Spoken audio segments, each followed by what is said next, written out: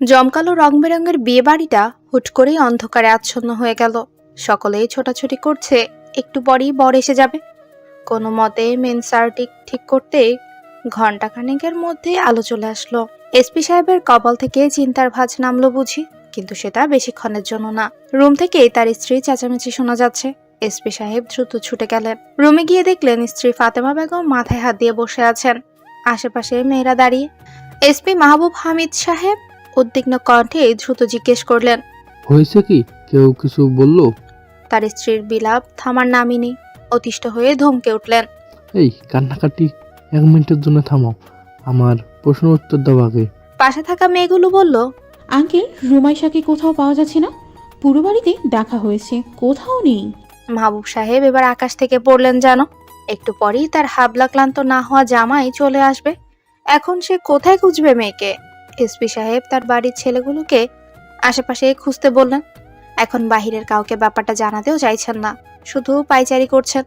ফাতেমা, তুমি ভালো করে মেয়েকে জিজ্ঞেস করেছিলে তো মেয়ের অন্য কোথাও পছন্দ আছে কিনা? ফাতেমা বেগম নাক টেনে টেনে বললেন। এসপি সাহেবও চিন্তায় পড়ে গেলেন।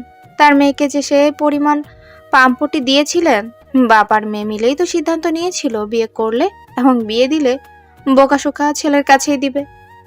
মাহবুব সাহেব সেজন্যই তার বন্ধুর ছেলে পুলিশে চাকরি করা ক্যাবলাকান্ত নাহিদের সাথে মেয়ের বিয়ে ঠিক করেছে। এখন বন্ধুকে কি জবাব দিবে সে? মেয়েই বা গেল কই? একে তো ভারী লেহেঙ্গা আর গা ভর্তি গহনা পড়ে আছে, উপরে আবার হাত পা মুখ সব বাঁধা। রুমাইশা করছে বেশ কিছুক্ষণ ধরে। পাশের ব্যক্তিটি বিরক্তি নিয়ে তাকিয়ে আছে। গাড়ি থেকে নামার পরপরই মেয়েটার জ্ঞান ফিরে গেছে। তাহলে গাধার দলগুলো কি স্প্রে দিয়েছে? অসহায় এবং অপরাধীর ন্যায় দাঁড়িয়ে আছে কয়েকটা ছেলে। কি গাধার দলেরা, এখন ভালো লাগছে এই মেয়ে সাপের মতন নড়াচড়া দেখতে? ভাই, স্প্রে করছি, এ তো দ্রুত হুশ আসবে বুঝতে পারিনি। শোনো, গেস্ট হাউসের মেইন গেটে তালা থাকবে, বাহির থেকে কেউ যেন না বুঝতে পারে এখানে কেউ আছে।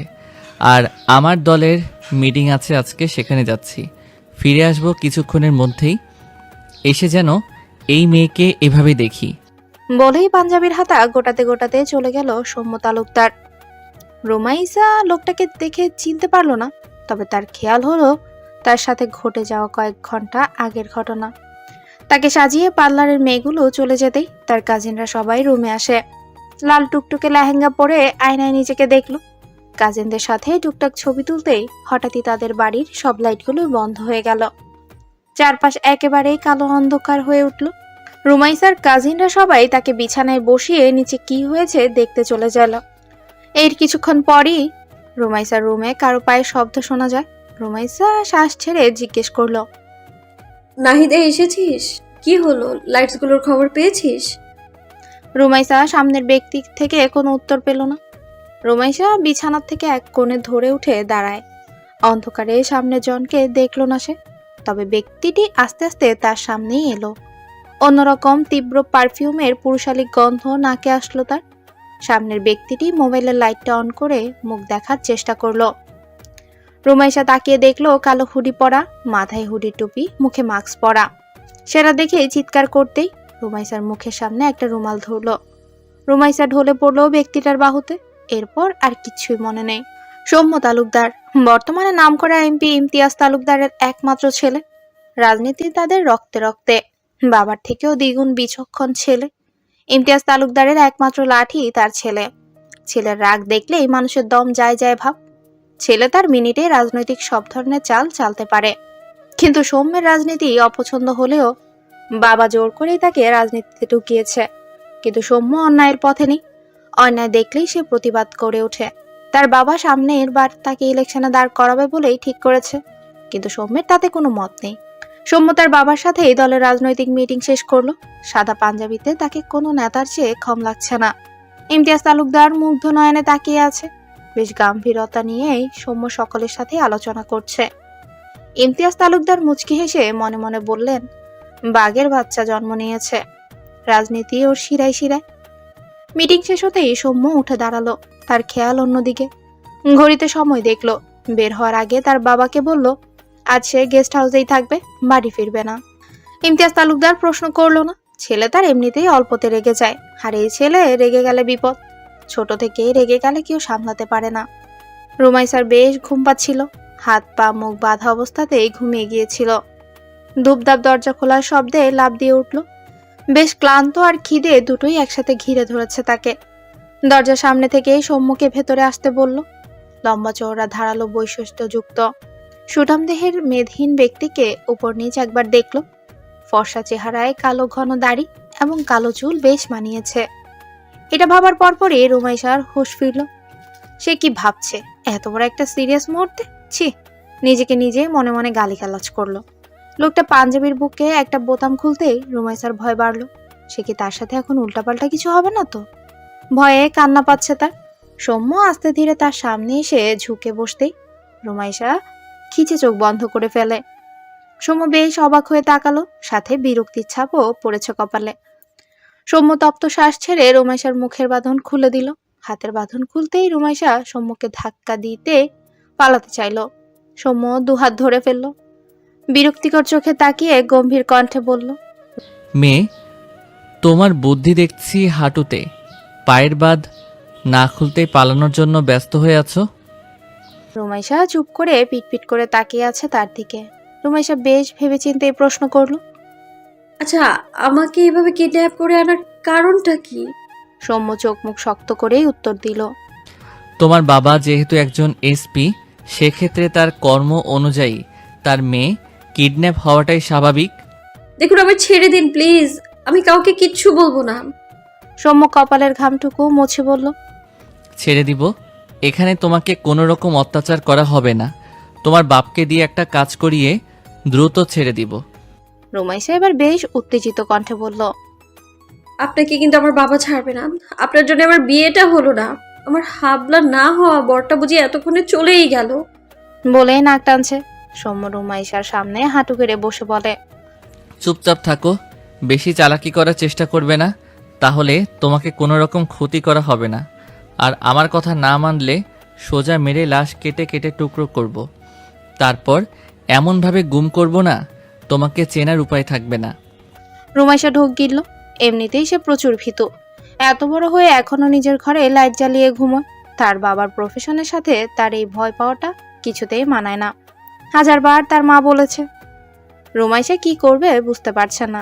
মনে মনে ভাবলো তার বাবা তাকে খুঁজে ঠিকই বের করবে। আপাতত সেই লোকের কথা মেনে চলুক। আমার অনেক ক্ষুধা পেয়েছে। নিচের দিকে তাকিয়ে রুমেশা কথাটি বলল।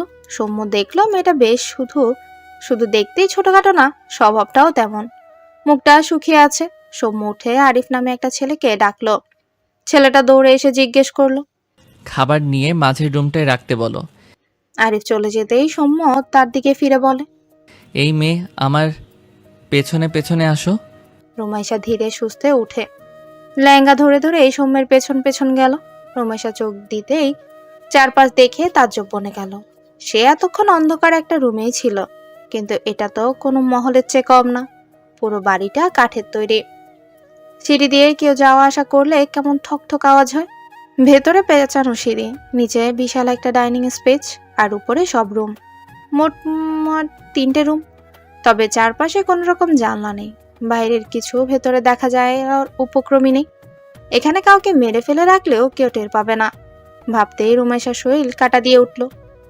চারপাশে এত পাহারাদার, আসার সময় থেকে শুধু কালো পোশাকের এক একটা ব্যক্তিকেই দেখে আসছে। এই যে তাকে যে রুমে নিয়ে যাওয়া হচ্ছে, সেখানেও একটা মধ্যবয়সের লম্বা ব্যক্তি দাঁড়ানো। রুমাইশা মাথা থেকে পা অব্দি দেখছে লোকটাকে। সৌম্য রুমাইশার তাকানো অনুসরণ করে বলল, এত এত পাহারাদার রেখেছি, পালানোর কোনো প্রশ্নই আসে না। তারপরও চেষ্টা করতে পারো। যতবার চেষ্টা করবে ততবার নিরাশ হবে। রুমাইশা এখানে আসার পর থেকে শুধু অবাকই হচ্ছে। তার মাথায় আপাতত কিছুই ঢুকছে না। তা আগে তার খাবার খেতে হবে, তবেই না বুদ্ধি আসবে। এই যে এই রুমে থাকবে তুমি, একজন মহিলা এসে তোমাকে জামা কাপড় দিয়ে যাবে, আর খাবার গিয়ে দেখো টেবিলে রাখা আছে। এই বলেই বড় বড় পা ফেলে চলে গেল সৌম্য। এদিকে রুমাইশা ভাবছে, এটা কেমন কিডন্যাপার? আমাকে এখানে কিডন্যাপ করে এনেছে নাকি চিফ গেস্ট হিসেবে ইনভাইট করে নিয়ে এসেছে? রুমাইশা 7-5 না ভেবে দ্রুত টেবিলের কাছে গিয়ে খাবার দেখলো। দ্রুতই প্লেট নিয়ে খাবার খেতে লাগলো। এসপি মাহবুব সাহেব মাথায় হাত দিয়ে বসে আছে। তার পাশে তার বন্ধু শফিক। মাহবুব, আমার মনে হয় এবার ব্যাপারটা বেশি সিরিয়াস। পুলিশ টিমকে চারদিকে রুমাইশাকে খুঁজতে নামিয়ে দিতে হবে। মাহবুব সাহেব চিন্তিত, তার মাথায় অন্য চিন্তা। সে বলল, নিজেই খুঁজবো আমার মেয়েকে। মাহবুব সাহেবকে খানিকটা আতঙ্কিত দেখা গেল। এসপি মাহবুব সাহেব নিজেই বেরিয়ে গেলেন গাড়ি নিয়ে। রাতেই সৌম্য ফিরল গেস্ট হাউসে। ভাবলো একবার মেয়েটাকে চেক করে আসা দরকার। সৌম্য ধূপধাপ পা ফেলে কোনার রুমটায় গিয়ে দরজায় কড়া নাড়লো। হুঠাৎ ঢুকে পড়লো না। শত হলেও একটা মেয়ের রুম। অনেকক্ষণ হয়ে গেল দরজা খুলছে না দেখে সৌম্য চিন্তিত হয়ে পড়ল। মনে মনে ভাবলো, পালালো না তো আবার? পালালে তার বিপদ হয়ে যাবে। সৌম্য দরজাটা ঠেলে ধুম করে ভেতরে ঢুকে পড়লো। ভেতরে ঢুকে আর পা সামনে বাড়ালো না। রুমাইশা একদম কচ্ছপের মতো গুটিসুটি মেরেই ঘুমিয়ে আছে। মুখের সামনে অবাধ্য চুলগুলো ফ্যানের বাতাসে উঠছে। সৌম্য কিছুক্ষণের জন্য সেদিকে স্থির চোখে তাকিয়ে থাকলো। মাথা ঝাঁকিয়ে নিজের হুঁশ ফিরিয়ে আনলো। বিড়বিড় করে বলল, এই মেয়েটাকে দেখে মনে হচ্ছে রাজ্যের সব শান্তি শুধু তার। কে বলবে একে আজ কিডন্যাপ করে আনা হয়েছে? জোরে শ্বাস ছেড়ে রুম থেকে বেরিয়ে গেল। দরজাটা আলগোছে লাগিয়ে দিল। ভোরের আলো চিকচিক করে চোখ মুখে পড়ে রুমাইশার ঘুম ভাঙল। চোখ মুখ খিচে সে বিরক্তি প্রকাশ করল। সে ঘুমের ঘোরে ভাবছে সে তার নিজের রুমেই আছে। হঠাৎ কি মনে করে লাফিয়ে উঠল কে জানে। রুমাইশা চারিদিকে তাকিয়ে খেয়াল হলো যে তার কিডন্যাপ হওয়ার কথা। রুমাইশা দ্রুত উঠে পড়ে। যেভাবেই হোক এখান থেকে পালাতে হবে। বাড়িতে তাকে নিয়ে সবাই কত না চিন্তা করছে। রুমাইশা ধীরে ধীরে দরজা খুলে বের হলো। রুমাইশা বেরিয়ে অনুমান করলো এখন 6টা কি 7টা বাজে। এই সুযোগ এখান থেকে পালানো। সবাই হয়তো ঘুমোচ্ছে। রুমাইশা বেশ সাবধানতার সাথে নিচে নামলো। এদিকটায়ও কেউ নেই। দরজার সামনে গিয়ে দেখলো বয়স্ক এক লোক হাতে লাঠি নিয়ে দরজার পাশে চোখ বুজে আছে। বেচারা দারোয়ান বলে। রুমাইশা সুযোগ পেয়ে দরজাটা বেশ সাবধানতার সাথে খুলে বের হলো। বের হতে পেরে রুমাইশার চোখ জোড়া জ্বলে উঠল খুশিতে। রুমাইশা নিজের প্রাণ ফিরে পেল যেন। এখন তার আরেকটা ধাপ অতিক্রম করা বাকি। বাইরে বেরিয়ে দেখলো গেস্ট হাউসের চারপাশেই বিশাল জায়গা। আর পুরো গেস্ট হাউসটার চারপাশেই দেয়ালে আবদ্ধ। মেন গেটটাও অনেক বড়। মনে মনে বলল, চারপাশে দেয়াল দিয়ে কি কারাগার বানিয়েছে নাকি এখানে শয়তান লোকটা। রুমাইশা কোনো মতে গেটের দিকে চলে গেল। রুমাইশা অনেকক্ষণ ধরে ভাবছে গেটে তো তালা। এই গেট দিয়ে নামতে হলে তো তাকে গেটের উপরে চড়তে হবে, তারপর অন্য পাশ দিয়ে লাফিয়ে নামতে হবে। রুমাইশা অনেক ভেবে ঠিক করলো একটু হাত পা কাটলে কাটবে, বাড়ি গিয়ে ক্ষতস্থানে মলম লাগিয়ে নিবে না হয়। রুমাইশা হুট করে গোলগাল জামার ওড়নাটা একপাশে বেঁধে নিল। জুতোগুলো পা থেকে খুলে গেটের উপর দিকে ছুঁড়ে ফেললো। রুমাইশা আর কিচ্ছু না ভাবে গেটের উপর ঝুলে পড়লো। এত উঁচু গেটে ঝুলতেও গিয়েও বিপদ হয়েছে তার। একটু উঠে আর উঠতে পারছে না সে। কি বিপদ! রুমাইশা অনেক চেষ্টা করে যাচ্ছে। হঠাৎই করে তার মনে হলো কেউ পেছনে। রুমাইশা গেটে ঝোলা অবস্থাতেই পেছনের দিকে মাথা ঘুরালো। হুট করে সম্মুখে দেখলো দুহাত বাহুতে বেঁধে বেশ শান্ত এবং গম্ভীর দৃষ্টিতেই তাকিয়ে আছে রুমাইশার দিকে। এমন মনোযোগ দিয়ে তাকিয়ে আছে যেন এখানে সে সার্কাস দেখছে। হঠাৎই এভাবে সম্মুখে দেখতে পেয়ে আটকে ওঠে রুমাইশা। ভয় পেয়ে ধূপ করে উপর থেকে পড়ে যায় সে। চোখ মুখ খিচে আছে। সে ভেবে নিয়েছে আজ তার কোমর শেষ। কিন্তু পড়ে যাওয়ার পর কোনো রকম প্রতিক্রিয়া টের না পেয়ে চোখ খুললো পিটপিট করে। চোখ খুলে আরেক দফা ঝাটকা খেলো। চেঁচিয়ে বলল, আপনি আমাকে নিজের কোলে তুলেছেন কেন? সৌম্য আর সহ্য করতে পারলো না। তার কানের সামনে চেঁচানোর কারণে সে ধূপ করে নিজের কোল থেকে ফেলে দিল রুমাইশাকে। রুমাইশা হালকা আর্তনাদ করলো। মনে মনে গালিগালাজ দিল কিছু। সৌম্য কপালের এক সাইড স্লাইড করতে করতে বলল, মিনিমাম কমন সেন্সটুকু নেই মেয়ে। এখান থেকে পালানো এত সহজ না বলেছিলাম। রুমাইশা খেয়াল করে দেখলো সৌম্য জগিং কস্টিউমে পরা। রুমাইশা সেখানে হাত পা ছড়িয়ে বসে আছে। তাকে উঠতে না দেখে সৌম্য চাপা স্বরেই ধমকালো, এই মেয়ে উঠছো না কেন? রুমাইশা তবুও নাক ফুলিয়ে সেভাবেই বসে আছে। সৌম্য অদ্ভুতভাবেই তাকিয়ে আছে। এই মেয়ে তো একটা ছোট্ট বাচ্চা থেকে কোনো অংশে কম না। সৌম্য অনেকক্ষণ ধরে বাগানে দাঁড়িয়ে জগিং করছিল। হঠাৎই সে দেখলো রুমাইশাকে চোরের মতো ছুটে গেটের দিকে যেতে। সৌম্য তার কাণ্ড দেখার জন্যই তার পেছন পেছন আসলো। সে অনেকক্ষণ দাঁড়িয়ে রুমাইশার ইনম্যাচুরিটির মতো কাণ্ড কারখানা দেখলো। সৌম্য জোরেই শ্বাস ছেড়ে ট্রাউজারের পকেট থেকে হাত বের করে, তারপর রুমাইশার বাহু ধরে তাকে টেনে তুলল। রুমাইশা কপট রাগ দেখিয়ে বলল, দুষ্টুলু, ছাড়ুন আমায়। সৌম্য রুমাইশার কথা কানে না নিয়ে তাকে টানতে টানতে ভেতরে নিয়ে গেল। একজন মেয়ে সার্ভেন্টকে ডেকে বলল, একে রুমে নিয়ে যাও, রুমেই নাস্তা দিয়ে আসবে। সকালে গিয়ে আবারও রাত হলো। রুমাইশা বিষণ্ণ হয়ে জানলার পাশে বসে আছে। রুমের ভেতর তার আর ভালো লাগছে না। বাড়িতে সবাই কি করছে, বাবা মায়ের জন্য মনটা কাঁদছে। রুমাইশা ভাবলো এই দুষ্ট লোক আসলে আজকেই তাকে কাট কাট প্রশ্ন করবে, তাকে এখানে আনার কারণ এবং এখান থেকে মুক্তির জন্য সে কি চায়।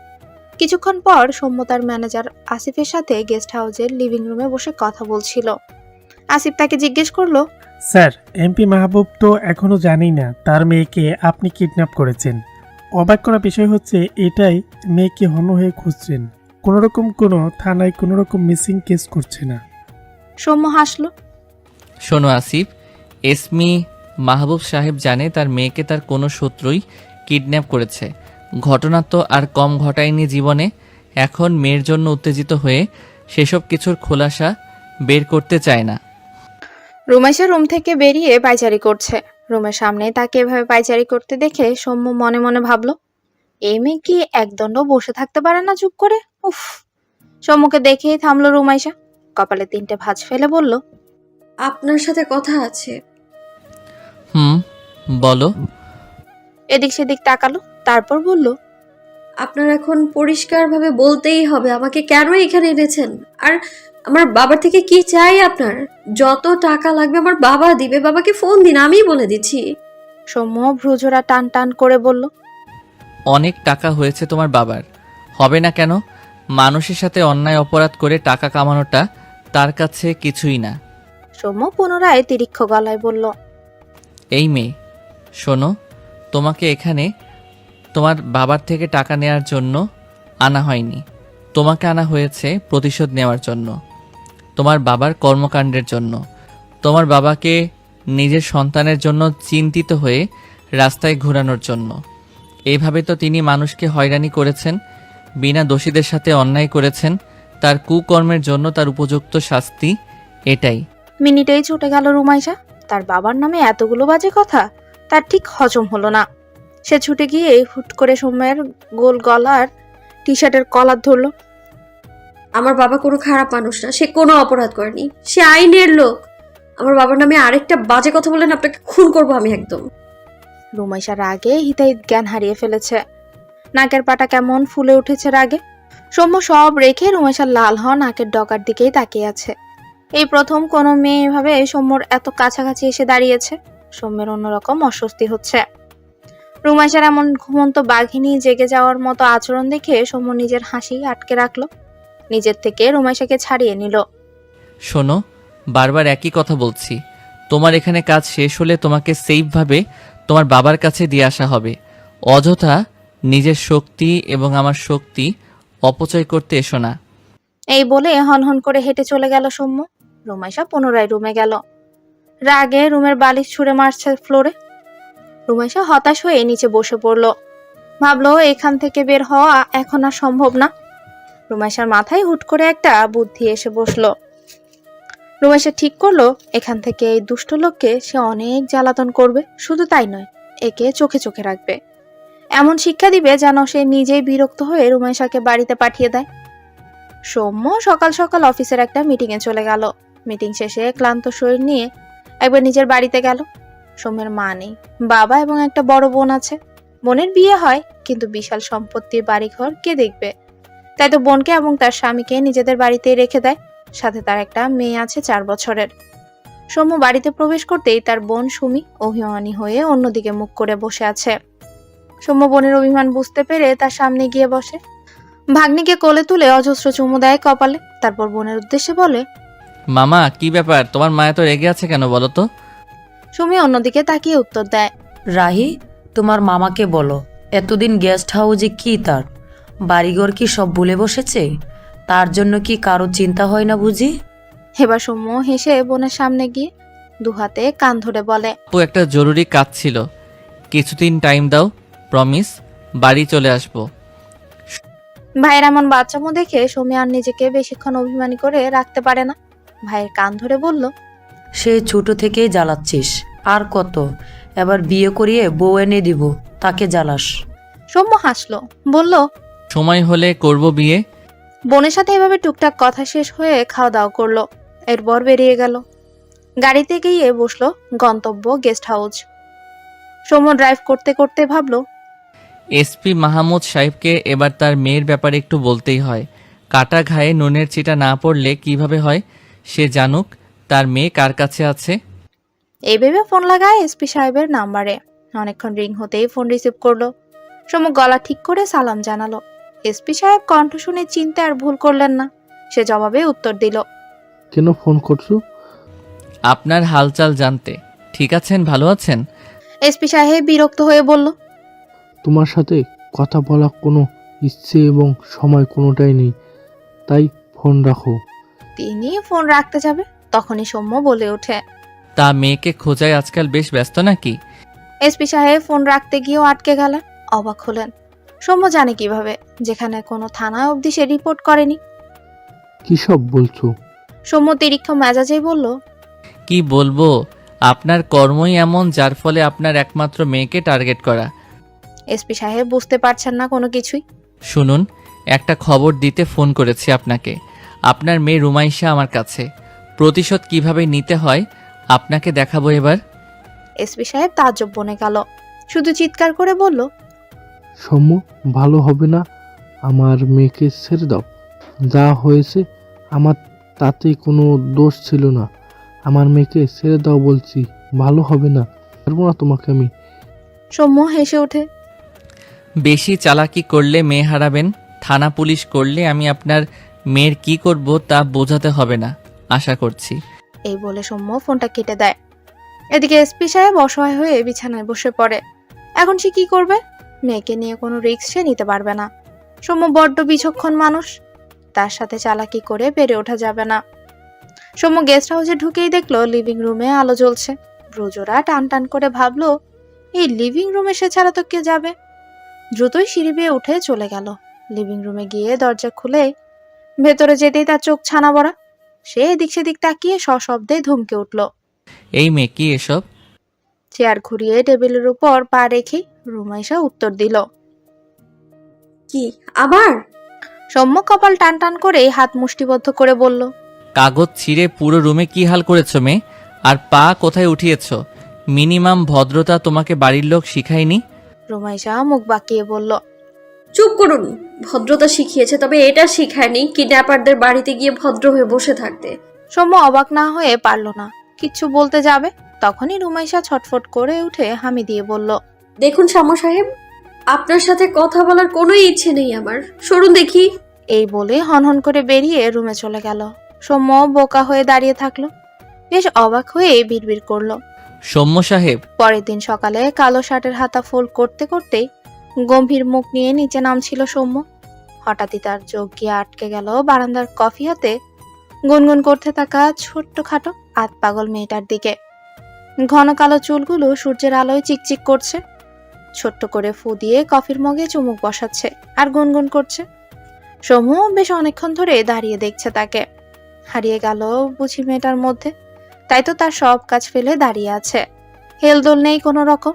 কফির মগ রেখে রুমাইশা উঠে আসতেই দেখলো সৌম্য দাঁড়িয়ে তার দিকে তাকিয়ে আছে। রুমাইশা ভাবলো, সকাল সকাল একটু একে জ্বালাতন করে দেখি। গিয়ে সৌম্যর সামনে হাতে চুটকি বাজালো। সৌম্য হকচকিয়ে গেল। খানিকটা লজ্জায় পড়ে গেল সে এভাবে তাকিয়ে থাকার জন্য। সৌম্য পুরোপুরি রুমাইশাকে উপেক্ষা করে পেছনে হাঁটা ধরতেই রুমাইশা ডাকলো, সৌম্য সাহেব শুনুন। সৌম্য থেমে যায়। ঘুরে তাকায় অদ্ভুত ভাবে। তাকে এভাবে তাকানোর কোনো মানেই খুঁজে পায় না। বুকের ভেতর কেমন ধূপধাপ শব্দ হয়। অস্থিরতায় ঘিরে ধরে।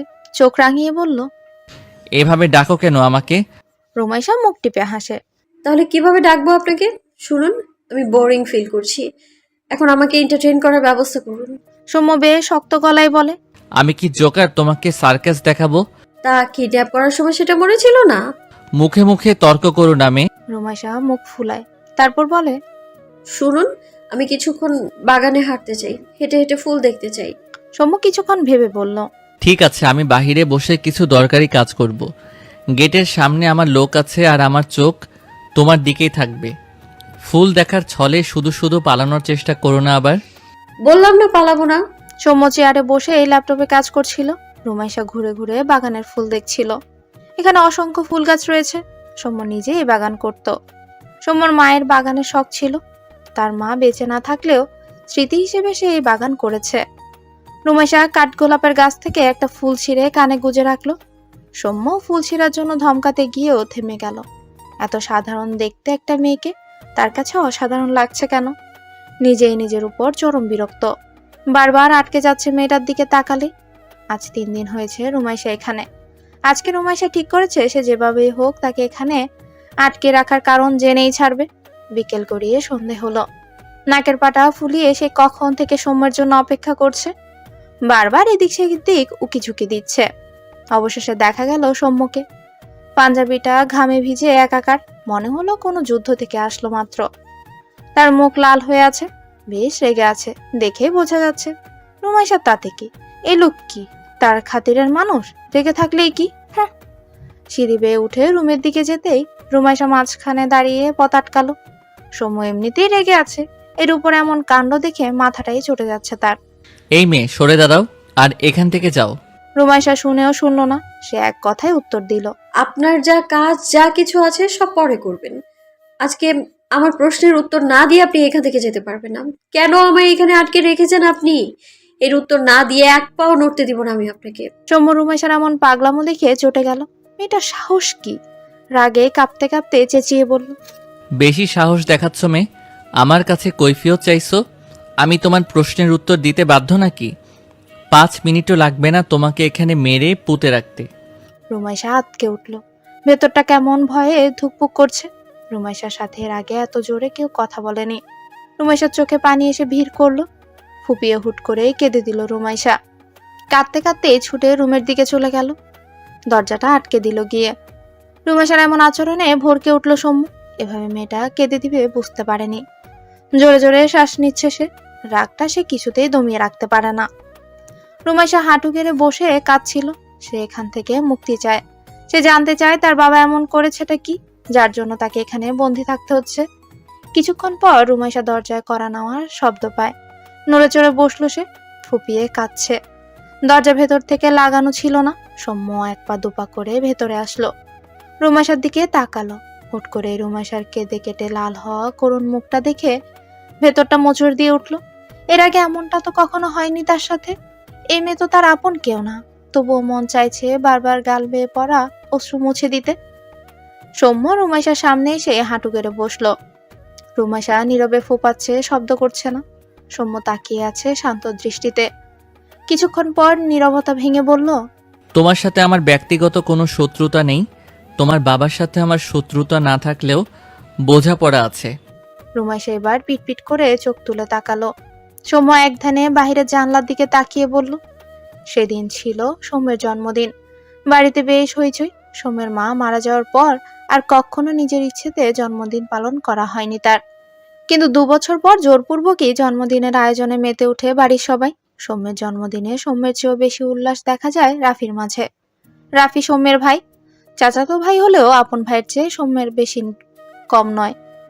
রাফি সৌম্যের 2 বছরের ছোট। ওদের সম্পর্কেও বেশ বন্ধুসুলভ ছিল। সবকিছু শেয়ার করতে একে অপরের সাথে।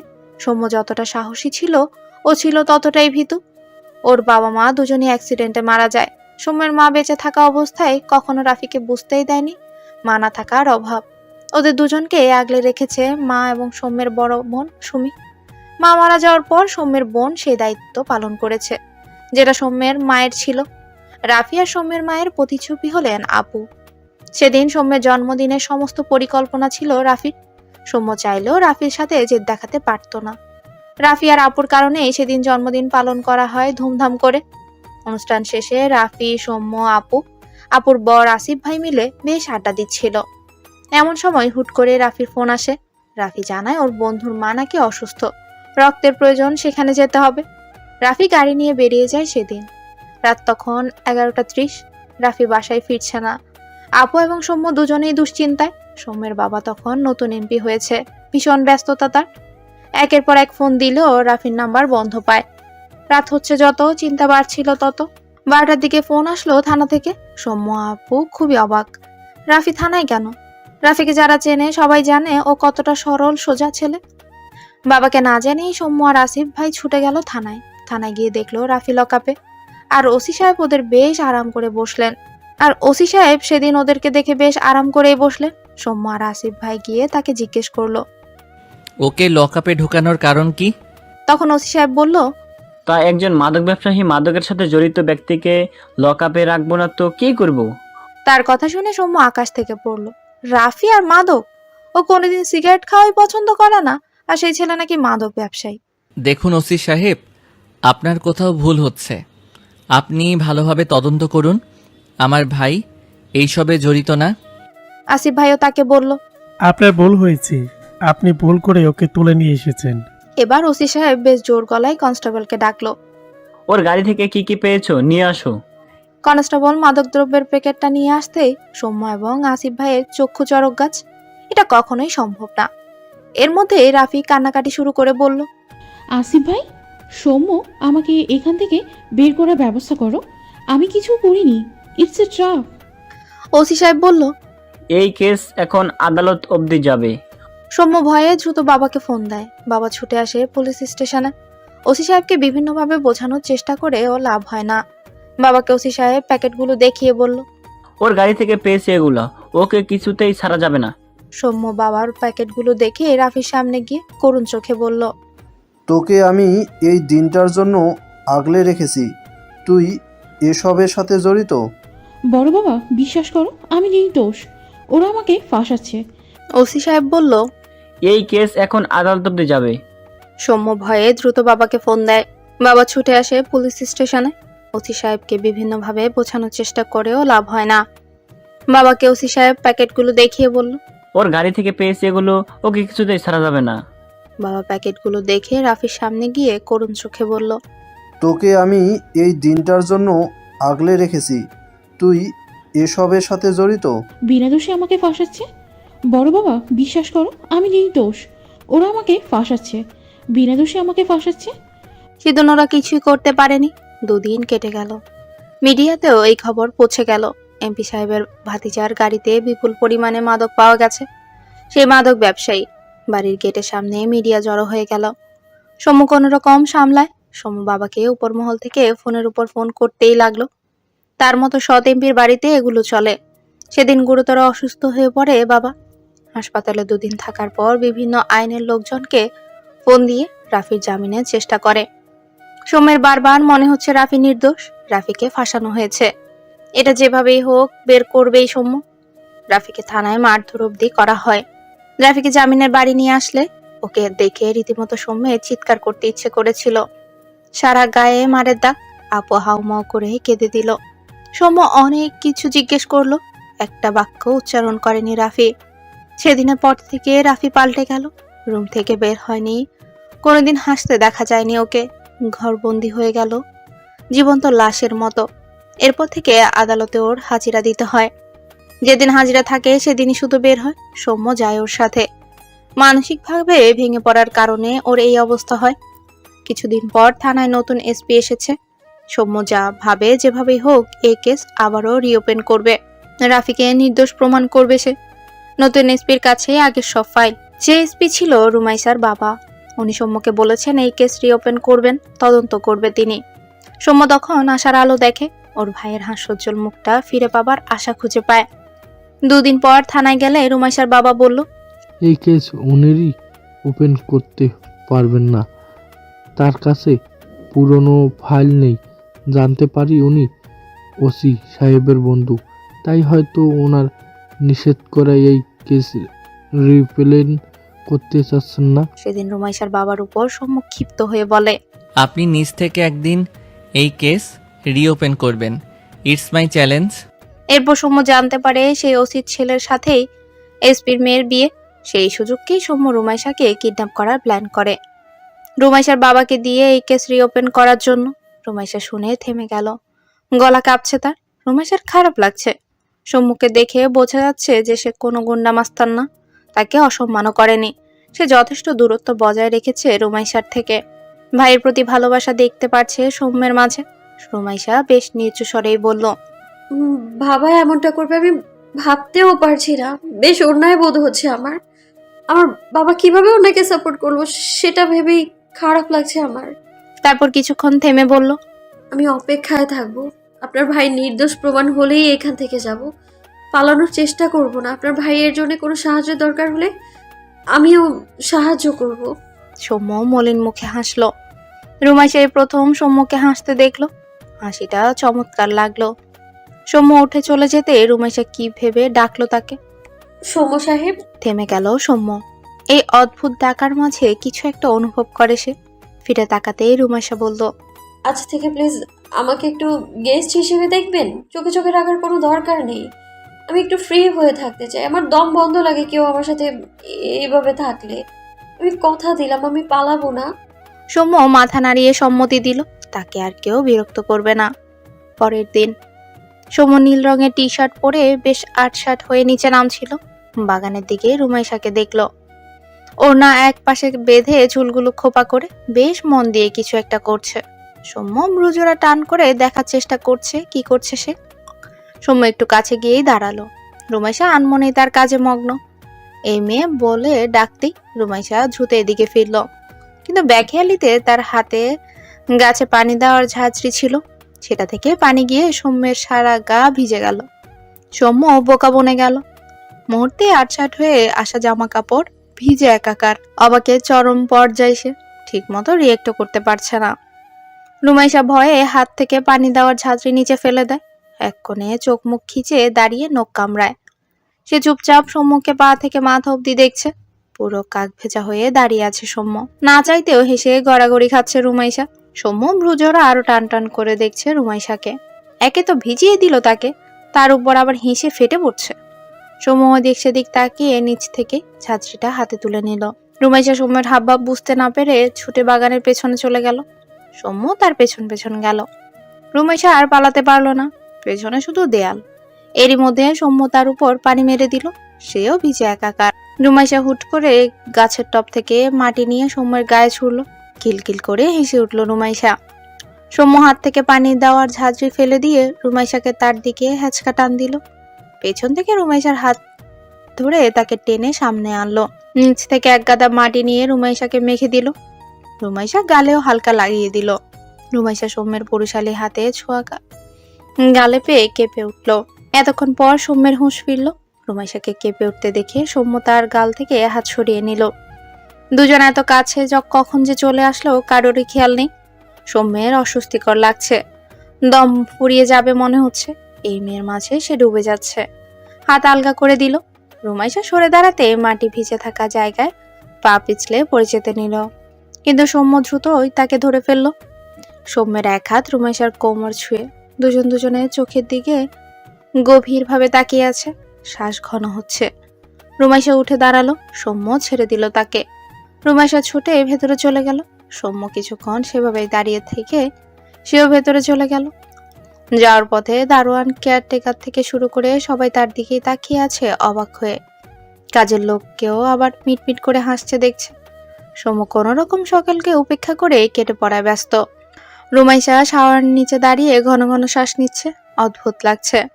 সৌম্যের কাছাকাছি এসে এতটা শ্বাসরুদ্ধকর পরিস্থিতিতে পড়বে ভাবেনি সে। মনে হলো সৌম্য তার কত চেনা, অথচ সৌম্য কেবলমাত্র তার চেনা অচেনা ব্যক্তি। চোখ দুটো বন্ধ করে ফেললো। আর কিছু ভাবা যাচ্ছে না। আজ এসপি মাহবুব সাহেব সৌম্যকে ফোন দিল। সৌম্য তার ফোনের আশাই ছিল। সৌম্যের ঠোঁটে কিঞ্চিত হাসি দেখা গেল। আপনি ফোন করবেন জানতাম।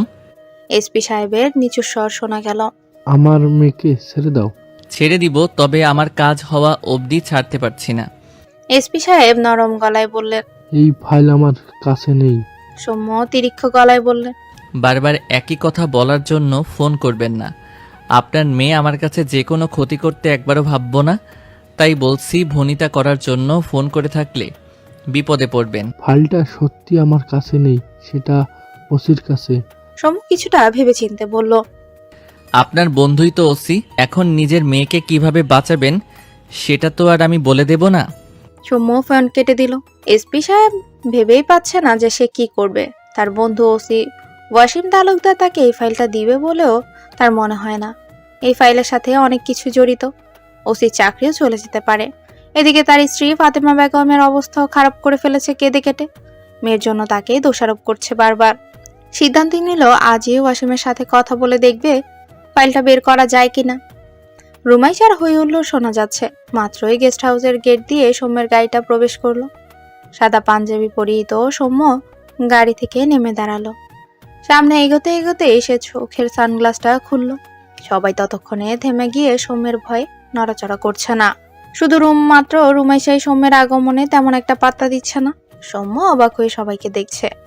তার গেস্ট হাউসের দারোয়ান, কেয়ারটেকার সহ সব সার্ভেন্ট একসাথে। পুরো বাগান জুড়ে হই হুল্লোড় চলছে, ক্রিকেট খেলছে। তার গেস্ট হাউসের নকশাই পাল্টে ফেলেছে মিনিটে এই মেয়েটা। কে বলবে তাকে এখানে কিডন্যাপ করে আনা হয়েছে? কোনো রকম মন খারাপ নেই, কিচ্ছু নেই। উল্টো এখানে স্টেডিয়াম বানিয়ে সবাইকে নিয়ে ক্রিকেট খেলছে। সৌম্য শক্ত পুরুষালী গলায় বলল, এখানে হচ্ছেটা কি? রুমাইশা ওড়না কোমরে বেঁধেই হাতে ক্রিকেট ব্যাট নিয়ে সৌম্যের কাছে আসলো। কি সৌম্য সাহেব, এভাবে এখানে সং সেজে দাঁড়িয়ে আছেন কেন? আর এখানে ক্রিকেট খেলা হচ্ছে দেখছেন না? সৌম্য রুমাইশাকে কিচ্ছু না বলে বাকিদের ইশারা করে বলল। সবাই যে যার কাজে ফিরে যান ফার্স্ট। সৌম্যের ঠান্ডা মাথার এটুকু কথা শুনে সবাই ছুটে পালালো। রুমাইশা তেতে গিয়ে বলল, এটা কি করলেন? সুন্দর একটা ম্যাচ খেলছিলাম। এই মেয়ে, রুমে গিয়ে চুপচাপ বসে থাকো। এই বলে সৌম্য হনহন করে হেঁটে চলে যায়। রুমাইশা ব্যাট ফেলে মাটিতে রুমের দিকে পা বাড়ায়। সৌম্য লিভিং রুমেই ছিল। কাছের দরজা দিয়ে বেশ খেয়াল করছে রুমাইশাকে। রুমাইশা পায়চারি করছে অনেকক্ষণ যাবৎ। একবার এদিক আরেকবার ওদিক। সৌম্য একগাল হাসলো। মেয়েটা একদণ্ড এক জায়গায় থাকতে পারে না। এত অশান্ত কেন? সৌম্য কি মনে করে বেরিয়ে এলো কে জানে। সৌম্যকে দেখেই থেমে গেল রুমাইশা। পকেটে হাত গুজে দাঁড়িয়ে জিজ্ঞেস করলো সৌম্য, কি ব্যাপার, পাগুলো একদণ্ড কোথাও স্থির থাকে না তোমার? রুমাইশা দাঁত কেলিয়ে বলল, না, আসলে আমার খুব বোর লাগছিল। একা একা কি করব? সৌম্য ভ্রুজোড়া নাচিয়ে বলল। এটা কি তোমার মামা বাড়ি? যা আবদার করবে তাই হবে। রুমাইশা কোমরে দু হাত রেখে ভ্রু কুচকে বলল, কিডন্যাপ করে এনেছেন আপনি, আমি তো আর একা একা আসিনি। এখন আমার সমস্যা খারাপ লাগা আপনারই তো দায়িত্ব এটা। সৌম্য এক দৃষ্টিতে তাকিয়ে আছে। রুমাইশা শেষের কথা বুঝি বকে লাগলো। দায়িত্ব? সৌম্য রুমাইশার সামনে আসলে কেমন যেন হয়ে যায়। সৌম্য কিছুদিন যাবৎ সেটাকে বেশ খেয়াল করছে। সৌম্য গলা খাকারি দিয়ে বলল, এখন আপনার জন্য আমার কি করতে হবে ম্যাডাম? রুমাইশা ঠোঁট চেপে হাসলো। বেশি কিছু না, এখন তো রাত, আমাকে একটু লং ড্রাইভে নিয়ে যেতে হবে। সৌম্য বলল, আমাকে পাগল মনে হয়? না, তবে অতটা চালাকও না। সৌম্য অবাক হয়। এটুকু মেয়ে তাকে বলে কি? রুমাইশা বেশ অসহায় ভঙ্গিতে বলল, দেখুন, এমনিতেই আমি একটা বাচ্চা মানুষ, পরিবার ছাড়া কতদিন আছি আমি এখানে। আমার বুঝি কষ্ট হয় না? আমি তো আপনার কথা রেখেছি। এবার আমার মন ভালো করার জন্য আমার কথাটা রাখুন আপনি। সৌম্য গলে গেল। মেয়েরা আসলে জ্বলন্ত আগুনকেও নিভিয়ে দিতে পারে তাদের আবেগ দিয়ে। সৌম্য কিছুক্ষণ ভেবে তারপর বলল, ঠিক আছে, এখানেই দাঁড়াও, আমি গাড়ির চাবি নিয়ে আসছি। সৌম্য যেতেই রুমাইশা লাফিয়ে উঠল। সৌম্য ফিরে এসে দেখলো রুমাইশা শান্ত মেয়ের মতো সেই জায়গাতেই দাঁড়িয়ে আছে। সৌম্য সামনে এগোতে এগোতে রুমাইশাকে ইশারা করলো তার পেছন পেছন আসতে। সৌম্য প্যান্টের পকেট থেকে চাবি বের করে গাড়িতে উঠে বসলো। রুমাইশা এসে দরজা খুলে সামনের সিটে বসে পড়ে। সৌম্য রুমাইশাকে দেখছে। মেয়েটা কোনো কথাবার্তা নেই, নির্দ্বিধায় তার সাথে বসে পড়লো। তোমার ভয় করে না আমাকে? রুমাইশা সৌম্যের দিকে ফেলফেল করে চোখে তাকিয়ে বলল, ভয় করবে কেন? আমি একটা অচেনা অজানা ছেলে আমার পাশে নির্দ্বিধায় এসে বসে পড়লে? রুমাইশা সিট বেল্ট বাঁধতে বাঁধতে বলল, মানুষের চেহারা দেখলেই আমি বুঝতে পারি কার ভেতর কি। আমার চেহারা দেখে কি বুঝলে? রুমাইশা পা নাড়াতে নাড়াতে এই জবাব দিল। আপনি তো অতটাও খারাপ মানুষ নন, আপনাকে বিশ্বাস করাই যায়। সৌম্য গাড়ি স্টার্ট দিতে দিতে অন্যদিকে ফিরে হাসলো। রুমাইশার চোখের আড়ালে। গাড়ি চলছে। রুমাইশা সৌম্যকে এটা সেটা জিজ্ঞেস করছে। সৌম্য এই প্রথম খেয়াল করলো এই মেয়েটা একেবারে তোতা পাখির মতো। কথা বলছে তো বলছে। সৌম্যের খারাপ লাগছে না, বরং এর কথার জবাব দেওয়ার থেকে শুনতেই বেশি ভালো লাগছে। হাইওয়েতে উঠতে একটু জ্যাম পড়লো। এরই মধ্যে রুমাইশার চোখ গেল ফুলের দিকে। কি সুন্দর কাঠগোলাপ বিক্রি করছে রাস্তায় একটা বাচ্চা মেয়ে। এরই মধ্যে রুমাইশা সৌম্যের দিকে তাকালো। বাচ্চাদের মতো আবদার করলো, সৌম্য সাহেব আমাকে একটা ফুল কিনে দিন না। সৌম্য জানলার পাশে তাকিয়ে দেখলো ফুল বিক্রেতা মেয়েটাকে গাড়ির কাছ নামিয়ে ডাকলো। তারপর রুমাইশাকে উদ্দেশ্য করে বলল, তোমার যতগুলো মন চাই নিয়ে নাও। রুমাইশা শুধু দুটো ফুল নিল। সৌম্য মেয়েটার হাতে কচকচে 500 টাকার নোটটা দিয়ে দিল। মেয়েটা খুশি হয়ে বলল, ধন্যবাদ ভাইজান, ভাবিরে নিয়ে সুখে থাকেন। সৌম্য বিষম খেলো, গোল গোল চোখে তাকালো। মেয়েটা ততক্ষণে চলে গেল।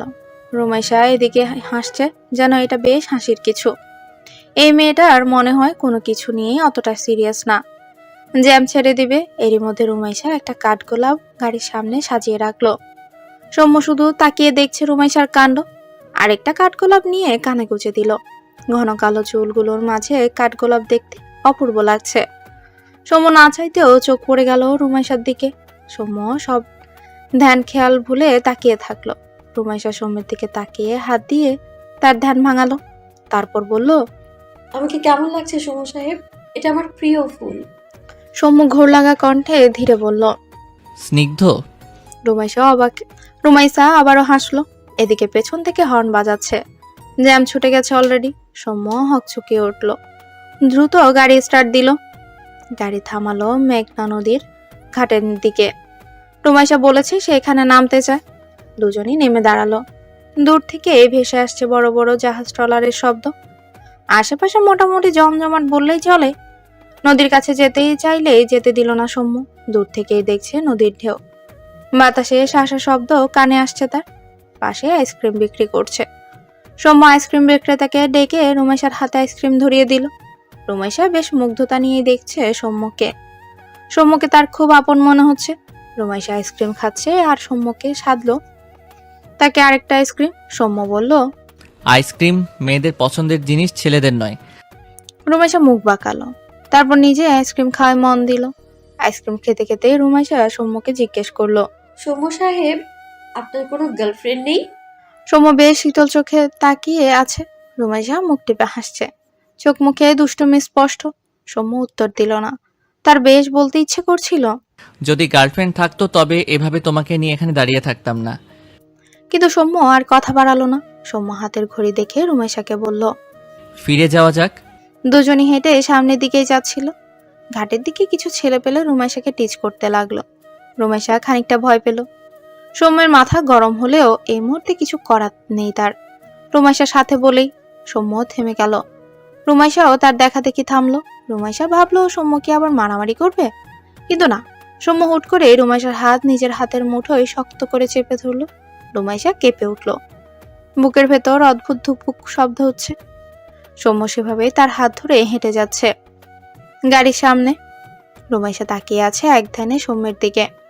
গাড়ির সামনে গিয়ে সৌম্য হাত ছেড়ে দিল, বলল, উঠে বসো। কিন্তু রুমাইশার কি হলো কে জানে, সারা রাস্তা একটা কথাও বলেনি। অদ্ভুত অনুভূতি তাকে ঘিরে ধরেছে। এই অনুভূতি তার অজানা, তাই এটা নিয়ে গভীর ভাবনায় বিভোর হয়ে পড়েছে সে।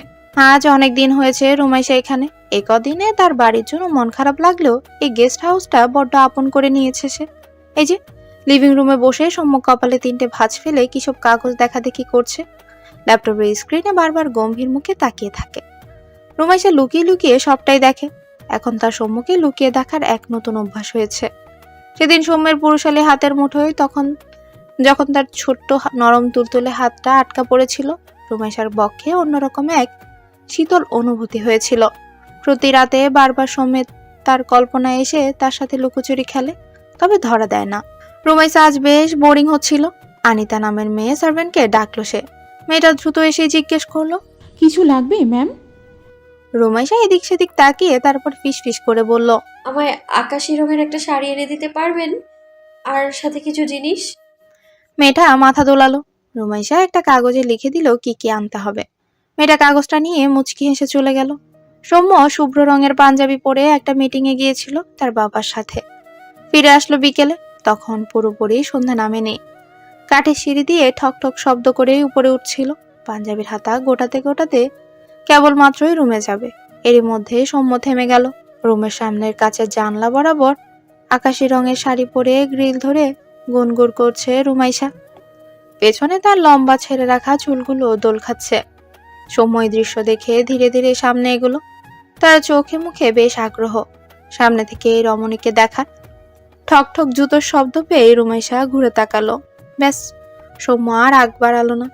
থেমে গেল সে, সাথে তার পা জোড়াও। থেমে গেল মুহূর্তে তার হৃদস্পন্দন। আকাশি শাড়ি, সাদা কাচের চুড়ি, কপালে টিপ, এটুকুতেই যেন সৌম্যকে খুন করতে যথেষ্ট। সৌম্যকে এভাবে দেখে রুমাইশাও পিটপিট করে তাকিয়ে আছে। সৌম্য ঘোর লাগা চোখে দেখছে রুমাইশাকে। হঠাৎ করে সৌম্য এক দুপা করে এগোতে লাগলো রুমাইশার দিকে। রুমাইশা ঢোক গিলল। সে পেছনে যেতে শুরু করলো। সৌম্য সামনে এগোতে এগোতে রুমাইশার পিঠ দেয়ালে ঠেকে গেল। রুমাইশা ভীতু চোখে তাকিয়ে আছে সৌম্যের দিকে। সৌম্য রুমাইশার সামনে গিয়ে হাত দিয়ে তার কপালে টিপ ছুঁয়ে দিল। রুমাইশা চোখ বন্ধ করে ফেলল। এই মুহূর্তে রুমাইশার আর সৌম্যকে কেউ দেখলে পাক্কা ভেবে নিবে তারা একটা পারফেক্ট কাপল। শাড়ি আর পাঞ্জাবিতে দুজনকে বেশ মানানসই লাগছে। সৌম্যের হুঁশ ফিরতেই সে পেছনে সরে গেল। রুমাইশা লজ্জা পেয়ে এক ছুটে রুমে চলে গেল। সৌম্য দেয়ালে দুহাত ঠেকিয়ে জোরে জোরে শ্বাস নিচ্ছে। এটা কি হলো তার, ভেবে পেল না। সৌম্য কপালের ঘাম মুছল। তার ভেতরে অস্থিরতা তাকে ঘিরে ধরেছে। রুমাইশা তার সামনে থেকে চলে গেল বলেই কি? সৌম্য ভাবছে সে কি সত্যি এই মেয়ের দিকে দুর্বল হচ্ছে? তা না হলে আজ তার বাসায় যাওয়ার কথা ছিল। কি ভেবে রুমাইশাকে এক নজর দেখার জন্য গেস্ট হাউসে চলে এলো? সৌম্য ভাবছে এটা কি অপরাধ? এই অনুভূতি থেকে মুক্তি পাওয়ার কি কোনো উপায় আছে? এসপি মাহবুব সাহেব তার বন্ধু ওয়াসিমের বাড়িতে বসে আছে। চা খেতে খেতে মাহবুব সাহেব ওয়াসিমকে কৌশলে ফাইলটির কথা জিজ্ঞেস করলো। আচ্ছা, অসীম বলল তো এই ফাইলটা কি এমন যেটার জন্য তুই আমার থেকে এই ফাইল নিয়েছিলি? ওয়াসিম চায়ের কাপে চুমুক দিতে দিতেই বলল, এমপি ইমতিয়াজ তালুকদারকে নিচা দেখানোর জন্য তার বিরোধী দলের ইশফাক মির্জার কাজ ছিল এটা। তার ছেলে সৌম্য ভীষণ বিচক্ষণ এবং চালাকচতুর ছেলে। ওকে ফাঁসানোর এত সহজ ছিল না, তাই টার্গেট করা হয় তার ভাতিজাকে। এই কেসটির জন্য আমাকে মোটা অঙ্কের টাকাও দিয়েছিল, তাই তোর থেকে এই ফাইল নিয়েছিলাম। এসপি মাহবুব সাহেব জোরে শ্বাস ছেড়ে মনে মনে বলল, এই ফাইল তোকে ফেরত দেওয়ার মাসুল এখন হারে হারে পাচ্ছে। এই পেপারের শাস্তি, এই পাপের শাস্তি এখন আমার মেয়েকে পেতে হচ্ছে। ওসি ওয়াসিম ভ্রুকুঞ্চিত কুচকে জিজ্ঞেস করলো, এতদিন পর এই ফাইলের ব্যাপারে জানতে চাইছিস কেন? কোথায় নিজের মেয়েকে খুঁজবি? আর তুই কি শিওর তোর মেয়ে নিজ ইচ্ছায় বাড়ি থেকে পালিয়েছে? এসপি মাহবুব সাহেব হ্যাঁ বলল, কারণ সে কিছুতেই চায় না সৌম্যের ব্যাপারটা খোলসা করতে। এতে তার আমও যাবে, সালাও যাবে। সে জানে ওয়াসিম ফাইল জীবনেও দিবে না, তাই তো পুরো বুদ্ধি করে এখানে এসেছে। এসপি মাহবুব আর কথা বাড়ালো না, বলল, আজ আসি। সৌম্য আর এসপি মাহবুব সাহেব বসে আছে একটা কফি শপে। সৌম্যকে তার বন্ধু ওসির বলা কথাগুলোর রেকর্ডিং শোনালেন। সৌম্য সেটা নিজের ফোনেই নিয়ে নিল। এসপি মাহবুব সাহেবের উদ্দেশ্যে বলল, এই ফাইলটা না পাওয়ার আগ অবধি আপনাকে আমার দরকার, তাই আপনার মেয়েকে আমার কাছেই রাখতে হবে। তার জন্য দুঃখিত, কিন্তু চিন্তা করবেন না, আপনার মেয়ে ভালো আছে এবং সেফ আছে। বলেই উঠে পড়ল সৌম্য, সোজা বেরিয়ে গেল। সৌম্য আজ বাড়িতে গিয়েছে, অনেক দিন হয়েছে যাওয়া হয় না। ফিরতে ফিরতে রাত হলো। রুমাইশা কখন থেকে এদিক ওদিক ঘুরঘুর করছে সৌম্যকে দেখার জন্যই কেবল এত ছটফট। সৌম্যকে এখন না দেখলে তার দিনই কাটে না। সৌম্যের আশেপাশে থাকতে তার ভালো লাগে, এই ভেবে মুচকি হাসলো। সিঁড়ি বেয়ে নিচে নেমে কিচেনে চলে গেল রুমাইশা। চায়ের পানি বসালো। কাজের মেয়েটা অবশ্য সাহায্য করতে চেয়েছে, কিন্তু রুমাইশা না করে দিল, সে নিজেই চা করবে। সৌম্য সিঁড়ি দিয়ে কেবল মাত্র উপরে উঠছিল। রুমাইশা সৌম্যের পায়ের আওয়াজ পেয়ে কিচেন থেকে ছুটে আসলো। পেছন থেকে ডাকলো, সৌম্য সাহেব। সৌম্য আচমকায় হেসে দিল। রুমাইশার দিকে গম্ভীর হয়ে ফিরে তাকালো। চা খাবেন? আমি নিজ হাতে বানাচ্ছি। সৌম্য ততটা চা না খেলেও রুমাইশার প্রস্তাবটা গ্রহণ না করে পারল না। সৌম্য মনে মনে ভাবলো, এত মিষ্টি করে কথা বলেই দিন দিন আমার মন গলিয়ে দিচ্ছে মেয়েটা। সৌম্য ছোট্ট করে উত্তর দিল, ঠিক আছে। রুমাইশা বেশ খুশি হয়ে কিচেনে ফিরে গেল। সদ্য বিবাহিত নারী যেভাবে তার স্বামীর জন্য চা করে, ঠিক রুমাইশাও কোমরে ওড়না বেঁধে তাই করছে। সৌম্য সিঁড়ি দিয়ে উকি দিয়ে রুমাইশাকে দেখলো, শুকনো ঢোক গিলল। তার হৃদয়টা বোধহয় পুড়িয়ে ছারখার করে ছাড়বে। সৌম্য তার রুমে বারান্দায় বেতের চেয়ারে বসে আছে। তার গেস্ট হাউসের এই বারান্দাটা বেশ প্রিয়। বারান্দার বেতের দুটো চেয়ার রাখা। আগে যখন এখানে আসা হতো, একটা রাফি আর একটাই ও বসতো। রুমাইশা হাতে 2 কাপ চা নিয়ে আস্তে ধীরে রুমে ঢুকলো। রুমে ঢুকে উকি দিয়ে দেখলো সৌম্য বারান্দায়। রুমাইশা সেদিকেই গেল। বারান্দায় গিয়ে সৌম্যের হাতে চায়ের কাপটা এগিয়ে দিল। বেশ নরম গলায় বলল, আমি কি এই চেয়ারে বসতে পারি শুভ সাহেব? সৌম্য মাথা দোলালো। রুমাইশা আলগোছে বসলো। চায়ের কাপে চুমুক দিল দুজন। সৌম্য মনে মনে বলল, না, যতটা খারাপ হবে ভেবেছি ততটা খারাপ হয়নি। রুমাইশার পেটে কথা ঘুরপাক খাচ্ছে। মুখটা খুললে সব ব্লাস্ট হবে মনে হচ্ছে। আচ্ছা, আপনার প্রিয় রং কি? সৌম্য বাহিরে দৃষ্টি রেখেই উত্তর দিল। কালো। রুমাইশা আমতা আমতা করে জিজ্ঞেস করলো, আপনার জীবনে স্পেশাল কোনো মানুষ আছে? সৌম্য মুচকি হেসে প্রতি উত্তর করলো না। ভ্রু নাচিয়ে পাল্টা প্রশ্ন করলো রুমাইশাকে। তোমার আছে? রুমাইশা বড় বড় চোখ করে দুদিকে মাথা নাড়ালো। সৌম্য ঘোর লাগা দৃষ্টিতে রুমাইশার দিকে তাকিয়ে বলল, এখনো হয়নি, তবে হতে কতক্ষণ? রুমাইশা জানলার পাশে বসে চুলে বিনুনি করছে আর গান গান করে গান গাইছে। চোখে ভাসছে সৌম্যের মুখটা। লম্বা চড়া সুঠাম দেহের পাঞ্জাবি পরে ঠক ঠক করে হেঁটে যাও, মুখে গম্ভীর ভাব রেখেই তার দিকে কেমন এক অচেনা দৃষ্টিতে তাকিয়ে থাকা। সেগুলো ভেবে রুমাইশার ঠোঁট প্রসারিত হলো হাসিতে। রুমাইশা খেয়াল করলো সে গভীরভাবে সৌম্যের মায়া জড়িয়ে যাচ্ছে। আর কদিনই বা থাকবে এখানে? এরপর তো তাকে ফিরে যেতে হবে। সৌম্যকে এভাবে আর দেখাও হবে না হয়তো। সৌম্য তার মতো তাকে নিয়ে নাও ভাবতে পারে। তখন কি হবে? এই মায়া জড়িয়ে নিজেকে পুড়তে হবে, নাকি তাকে আবার? সৌম্য মাত্রই অফিস থেকে বের হচ্ছিল। এরই মাঝে তার বোন সৌমির ফোন আসলো। সৌম্য ফোনটা রিসিভ করে কিছু বলতে যাবে, তার আগে বোনের আতঙ্কিত কণ্ঠ শুনে থেমে গেল। পুরো কথা শুনে বিচলিত হয়ে ফোনটা পকেটে রেখে দ্রুত গাড়ি নিয়ে বাড়ি গেল। সৌম্য 2 ঘন্টার রাস্তায় 1 ঘন্টা পার করে কোনো মতে বাড়ি গেল। দৌড়ে আসার কারণে হাঁপিয়ে উঠল। সিঁড়ি বেয়ে উপরে উঠেই দেখলো সুমি এবং আসিফ ভাইকে রাফির ঘরের দরজার সামনে। সুমি কান্না করতে করতে বলল, সেই কখন থেকে ডাকছি, রাফি দরজা খুলছে না। সৌম্য বোনকে শান্ত করে দরজার সামনে গিয়ে দাঁড়ালো। রাফি, আমি সৌম্য, দরজাটা খোল ভাই, তোর সাথে কথা আছে। রাফি খুলল না। সৌম্য বলল, আমি কিন্তু দরজা ভেঙে ফেলবো, দরজাটা খুলে দে। না খোলা অবধি এখানে বসে থাকবো আমি। রাফি তারপরও দরজা খুলছে না। সৌম্যের এবার প্রচন্ড ভয় হতে শুরু করলো। আসিফ ভাই, দরজাটা বোধহয় ভাঙতেই হবে। এই বলে আসিফ আর সৌম্য মিলে দরজাটা ভাঙতে সক্ষম হলো। ভেতরে যাওয়ার সময় সৌম্যের বুকটা কাঁপতে থাকে। ভেতরে গিয়ে দেখলো পুরো রুম অন্ধকার। আশেপাশে চোখ বুলালো, রাফিকে দেখছে না কোথাও। সৌম্য আরেকটু খুঁজে দেখলো রাফি সোফার এক কোণে হাঁটু গেড়ে বসে কাঁপছে। সৌম্য দ্রুত ছুটে সেদিকে গেল। রাফি বলে ডাকলো। রাফি মাথা তুলে সৌম্যের দিকে তাকিয়ে ঝাপটে ধরলো সৌম্যকে। রাফির 2 হাত কাঁপছে। সৌম্য টের পাচ্ছে তার ভাইয়ের ভয়ার্ত বুকের ধুকপুক শব্দ। সৌম্যের ভেতরটাও দুমড়ে মুচড়ে যাচ্ছে রাফিকে এভাবে দেখে। সৌম্য রাফিকে শান্ত করে বিছানায় বসালো। সুমি পানি নিয়ে এলো, রাফিকে পানি খাওয়ালো, কপালের ঘামটুকু মুছে দিল। ছোট্ট 2 ভাইগুলোকে খুব ভালোবাসে সুমি। সৌম্য তাদের ফ্যামিলি ডাক্তারকে ফোন দিয়ে বাড়িতে নিয়ে এলো। ডাক্তার এসে রাফিকে দেখে চেক আপ করে গেল। রাফি একটু টু শব্দ করেনি।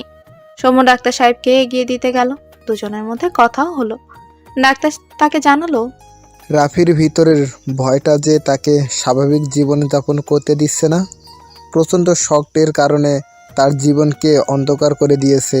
ডাক্তার সাহেব চলে যেতেই সৌম্য বেশ চিন্তায় পড়ে গেল। এখন তাকে যা করতে হবে খুব দ্রুতই করতে হবে। সৌম্য সোজা ওসি ওয়াসিমের বাসায় গেল। ওয়াসিমের বাড়ির ড্রয়িং রুমে পায়ের উপর পা তুলে বসে আছে সৌম্য। ওসি ওয়াসিমের স্ত্রী তাকে ডেকে আনলেন। সৌম্যকে দেখে ওসি খানিকটা বিব্রত হলেন। এই ছেলের এখানে কি কাজ? এটা তাকে ভাবান্তর করে দিলেন। ভ্রুজোড়া টান টান করে সোফায় বসতে বসতে বললেন, তুমি এখানে? সৌম্য প্রাজোড়া ঠিকঠাক করে মুখে কিঞ্চিত হাসি রেখে বলল, সেটাই তো বলতে এসেছি। আমি এখানে কেন এলাম এখনই জানতে পারবেন। ওসি ওয়াসিম কপাল টান টান করে সৌম্যের বলা কথাগুলো বোঝার চেষ্টা করছে। সৌম্য পকেট থেকে ফোনটা বের করলো। এসপি মাহমুদ সাহেবের কাছে বলা কথার রেকর্ডিং চালু করে তার সামনে ধরলো। দিব্যি তার কণ্ঠে সেদিনের ঘটনা বিশ্লেষণ করেই যাচ্ছে। ওসি ওয়াসিম ঘামছে। টিস্যু পেপার দিয়ে কপালের ঘামটুকু মুছলো। এটা কে দিয়েছে তোমাকে? সৌম্য মুখে আধার করে বলল, আপনাকে এত কিছুর কৈফিয়ত দিতে আসিনি। এই রেকর্ডিং শুধু আমার ফোনেই নয়, বরং ল্যাপটপের ফাইলেও রেখে দিয়েছি। ভালোই ভালোই ফাইলটা দিয়ে দিন। ওসি সাহেব ফাটা বাসে পড়ে গেছে। এখন কি করবে সে? শুনুন ওসি সাহেব, আপনি ফাইলটা দিয়ে দিলে বেঁচে যেতে পারেন। আমি চাইলে আপনাকে বাঁচিয়ে পুরো দোষটা ইশফাক মির্জার কাঁধে ফেলতে পারি। আপনি জানেন বর্তমানে আমার বাবার ক্ষমতা কত দূর? ওসি ওয়াসিমের চোখ দুটো চিকচিক করে উঠল, সৌম্যের দিকে তাকিয়ে বলল। তুমি সত্যি বলছো? আমাকে ফাঁসাবে না এর মধ্যে? সৌম্য মাথা নাড়ালো, বলল। ফাইলটা নিয়ে আসুন। ওসি সাহেব ভেতরেও গেল। সৌম্যের মাঝে উত্তেজনা, এই ফাইলটা অবশেষে তার হাতে আসছে। রাফির জীবন আগের মতো হবে, সবকিছু ঠিকঠাক হবে। চোখে মুখে খানিকটা আনন্দের ছাপ। ওসি এসে হাতে ফাইল বুঝিয়ে দিল সৌম্যের। ফাইল নিয়ে 1 মিনিটও দেরি করেনি সৌম্য, সোজা চলে গেল এসপি মাহবুব সাহেবের সাথে দেখা করতে। ওনার অফিসে ঢুকেই ফাইলটা দিয়ে বলল। এই যে ফাইল, এই কেস এখন আপনার হাতে। আপনি আমার ভাইকে মুক্ত করুন, আমি আপনার মেয়েকে মুক্ত করব, নিজ হাতে আপনার কাছে দিয়ে আসবো। এসপি সাহেব মাথা দোলালো। সৌম্য খারাপ না সেটা সে জানে ভালো করেই। সৌম্য চলে যেতে এসপি সাহেব দ্রুতই ফাইলটা নিয়ে কাজ শুরু করেন। এরই মাঝে তার ফোনে ওসি ওয়াসিমের অসংখ্য ফোন আসতে শুরু করলো। ফোনটা সাইলেন্ট করে রেখে মনে মনে বলল।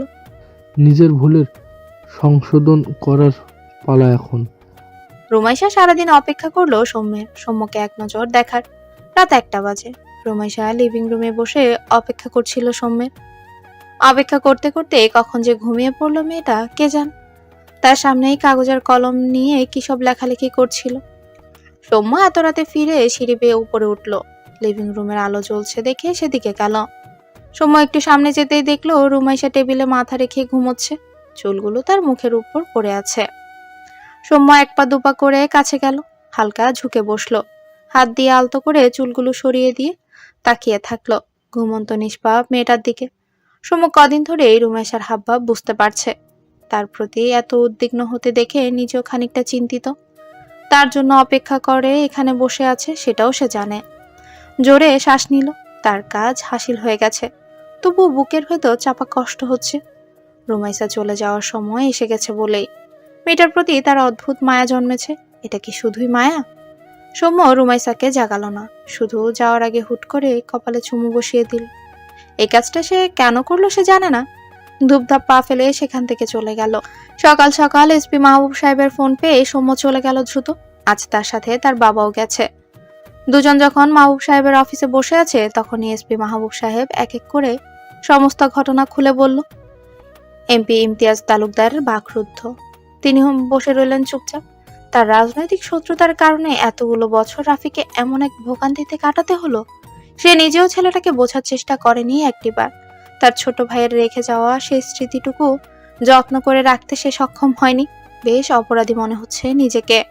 সৌম্য তার বাবার মনের অবস্থা বুঝতে পারল। কিছু বলার আগে তার বাবা ইমতিয়াজ তালুকদার বলল। সৌম্য, আজ মিডিয়ার সাথে আমার সাক্ষাৎ করার ব্যবস্থা করো। আর এসপি সাহেব, এই কেসের ফাইল যেহেতু কোর্টে তোলা হয়েছে সেহেতু আপনিও আজ মিডিয়ার সামনে আসবেন। কাল কোর্টের নতুন রায় আশা করি। আমার পরিবারের জন্য নতুন একটি দিন শুরু হবে। কিছু কিছু কথা আজ মিডিয়াকে পরিষ্কার করে জানিয়ে দিতে চাই। এসপি মাহবুব সাহেব বললেন। আমি তৈরি। আজও রুমাইশা হাঁটুতে মাথা রেখে বসে আছে নিচে ড্রয়িং রুমে। কাল ঘুমিয়ে গেছে, আজ অপেক্ষা করবে। রাত এখন 12টা। কলিং বেলের শব্দ শোনা গেল। রুমাইশার চঞ্চল চোখ জোড়া দরজার দিকে। মন বলছে এটা সৌম্য। কাজের মেয়েটা দরজা খুলতে সৌম্য ব্যস্ত পায়ে ভেতরে ঢুকলো। রুমাইশা তাকিয়ে আছে। সৌম্য রুমাইশার উপস্থিতি টের পেয়ে থেমে গেল। পেছনে ফিরে তাকালো, ম্লান হাসলো। সৌম্য রুমাইশার চোখে মুখে বেশ আগ্রহ দেখলো তাকে দেখার। আজও এখানে তার জন্যই বসেছিল মেয়েটা। একটু উপরে আসবে, তোমার সাথে কথা আছে। বলেই গটগট পায়ে সিঁড়ি বেয়ে উপরে উঠে গেল সৌম্য। রুমাইশাও আর এক মুহূর্ত দেরি না করে দ্রুত সৌম্যের পথ অনুসরণ করে চলে গেল। লিভিং রুমে চেয়ারে বসে পা নাড়াচ্ছিল সৌম্য। রুমাইশাকে তার অপর পাশে চেয়ারে বসতে ইশারা করলো। রুমাইশা বসলো। বড় বড় চোখে সৌম্যের হাবভাব বোঝার চেষ্টা করছে। সৌম্য বেশ শান্ত শীতল চোখেই তাকিয়ে আছে রুমাইশার দিকে। মেয়েটা এখান থেকে চলে গেলে বড্ড মনে পড়বে তার। এই ডাগর ডাগর চোখে তার দিকে তাকিয়ে থাকা, মেয়েটার চঞ্চলতা, সবকিছু। এত বছরে কখনো এমন হয়নি তার সাথে। কোনো মেয়ের প্রতি এতটা উদ্বিগ্ন হয়ে ওঠেনি। তবে এই মেয়েটার মাঝে কি ছিল তাকে বাধ্য করে ছাড়িয়েছে মেয়েটার মোহমায়ায় জড়াতে। সৌম্য দীর্ঘশ্বাস ছাড়লো। রুমাইশা, আজ কি হয়েছে জানো? রুমাইশা ভ্রুজোড়া নাচিয়ে জিজ্ঞেস করলো। কি হয়েছে? সৌম্য সবকিছু খুলে বলল। কেসের রায় দেওয়া হবে কাল কোর্টে। রুমাইশা সবটা শুনলো। তার ভালো লাগছে সৌম্যের এতদিনের আশা পূরণ হয়, তবু বুকের কোথাও কিঞ্চিত যন্ত্রণারও টের পাচ্ছে। সৌম্য পুনরায় শান্ত গলায় বলল, আমি জানি আমার জন্য তোমাকে এতদিন পরিবার ছেড়ে থাকতে হয়েছে। আমি অন্যায় করেছি তোমার সাথে, তুমি আমাকে ক্ষমা করে দিবে। আর হ্যাঁ, কাল কথা মতো আমি তোমাকে বিকালেই তোমার বাবার কাছে ফিরিয়ে দিয়ে আসবো সেফভাবে। কাল সকালে কোর্টের রায়, ততক্ষণ অবধি অপেক্ষায় থেকো। এরপর তো চলেই যাবে, হয়তো আর কখনো দেখা হবে না, কথা হবে না আমাদের। এই কয়েকদিনে এই গেস্ট হাউসের প্রতিটা দেয়ালে দেয়ালে তোমার এক অদ্ভুত স্মৃতি মিশে গেছে। হয়তো আমার নিজেরও আর এখানে আসা হবে না। দিন শেষে একটা জিনিস উপলব্ধি করেছি, তুমি বড্ড ভালো মেয়ে। তুমি সৌম্য আর কিছু বলতে পারলো না। এরই মধ্যে হুট করে রুমাইশা উঠে কাঁদতে কাঁদতে ছুটে গেল রুমে। হঠাৎ এভাবে রুমাইশা কেঁদে দিবে সৌম্য ভাবতে পারেনি। বিমূঢ় হয়ে বসে রইল সৌম্য। রুমাইশা রুমে বসে বসে কাঁদছে, হাতে একটা কাগজ এবং কলম নিয়ে লিখতে বসলো কিছু অজানা কথা। এই অজানা কথাগুলো সে কখনো হয়তো বলতে পারবে না সৌম্যকে। প্রিয় সৌম্য সাহেব, আপনাকে প্রথম দিন বেশ গালাগাল দিয়েছি। মনে হয়েছে আপনার থেকে খারাপ মানুষ আর দুটো নেই। আমাকে এইভাবে কিডন্যাপ করাটা মোটেও আপনার উচিত হয়নি। তারপর আস্তে ধীরে আপনাকে জানলাম। আপনার ভেতরটা খুব পরিষ্কার, সেটাও বুঝলাম।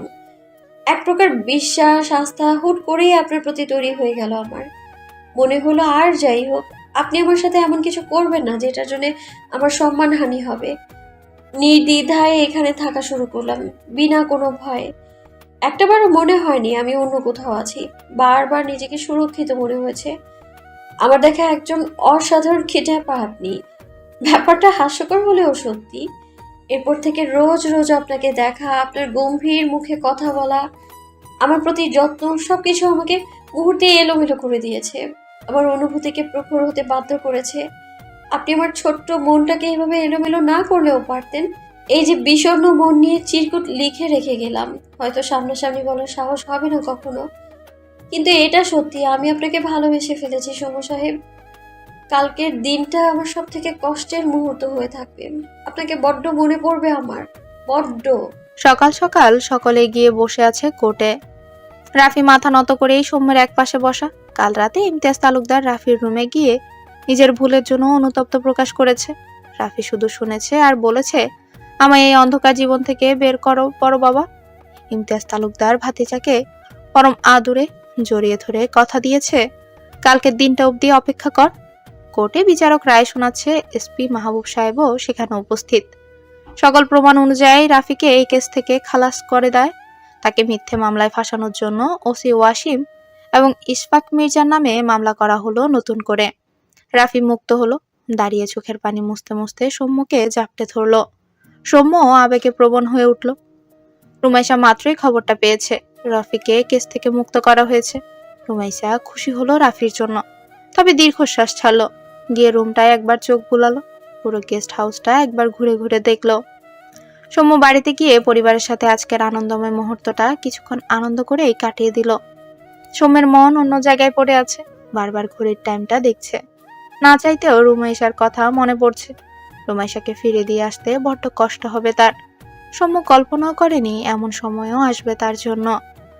সৌম্য গেস্ট হাউসে ফিরে গিয়ে দেখলো রুমাইশা তৈরি হয়ে বসে আছে। সৌম্য গিয়ে তার পাশে কিছুক্ষণ দাঁড়ালো। কিছুক্ষণ বলতে চেয়েও বলতে পারলো না। হাতের শপিং ব্যাগটা রুমাইশার দিকে এগিয়ে দিল। রুমাইশা মলিন হেসে জিজ্ঞেস করলো, এটা কি সৌম্য সাহেব? সৌম্য রয়েস হয়ে উত্তর দিল, এটার আমার পক্ষ থেকে তোমার জন্য ছোট্ট একটা গিফট, স্মৃতি হিসেবে রেখে দিও। এটা দেখলে মনে পড়বে তোমার একদিন তুমি কিডন্যাপ হয়েছিলে, একটা দুষ্ট ছেলে কিডন্যাপ করেছিল তোমায়।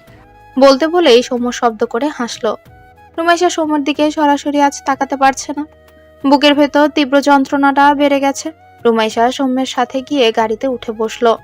সারা রাস্তা দুজন একটাও কথা বলেনি। নীরবতায় কেটেছে মুহূর্তটা। এই নীরবতায় কেবল মনের ভেতর বহু অনুভূতি চাপা দেওয়ার চেষ্টা চলছে। সৌম্য আর চোখে কয়েকবার রুমাইশাকে দেখছে।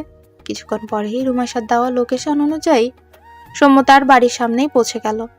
রুমাইশা জোরে একটা শ্বাস ছেড়ে গাড়ি থেকে নামলো। সৌম্য দরজা খুলে নামলো, বুকে দুহাত বেঁধে দাঁড়ালো। মেয়েটা সত্যিই চলে যাচ্ছে? কি অসম্ভব মায়াবী মেয়েটা! মায়া কাটানো সম্ভবই হয়ে উঠছে না। রুমাইশার ঠোঁট জোড়া কাঁপছে। কোনো মতে কান্না আটকে রেখে সৌম্যকে বলল, ভেতরে আসুন। সৌম্য শান্ত শীতল চাহনিতে বলল, আজ নয়।